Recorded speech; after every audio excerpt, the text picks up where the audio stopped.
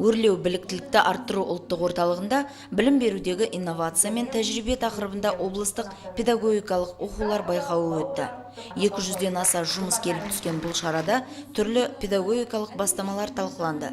Заманауи білім беру тәжірибелері ұсынылды. Ғылыми баяндамаларды іріктеу барысында сараптау кеңесінің мақұлдауымен 217 жұмыс секция отырысында өз жұмыстарын қорғауға мүмкіндік алып отыр. Бұл іс-шара жылына бір рет болады, 3 кезеңнен тұрады.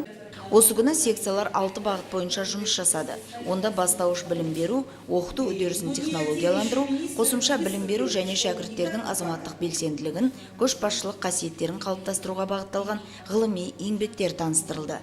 Сондай-ақ осы сынақтарға мектеп басшылары да қатысты.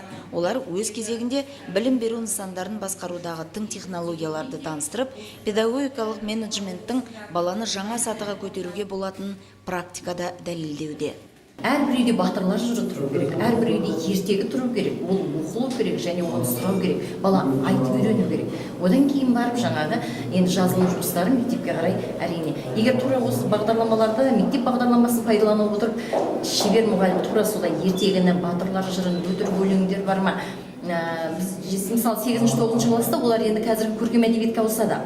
Шерхан Мұртазаның Ай мен Айшасын оқытамыз, Тәкен Әлімқұловтың Кер толғауын оқытамыз, сосын қалданады. Бала оқып үйренеді. Байқау сала қызметкерлерінің педагогикалық шеберлігін көтеріп, тың тәжірибелерге жол ашады дейді ұйымдастырушылар. Үздік шыққан шығармашылық жұмыстар республикалық сынаққа жолданады.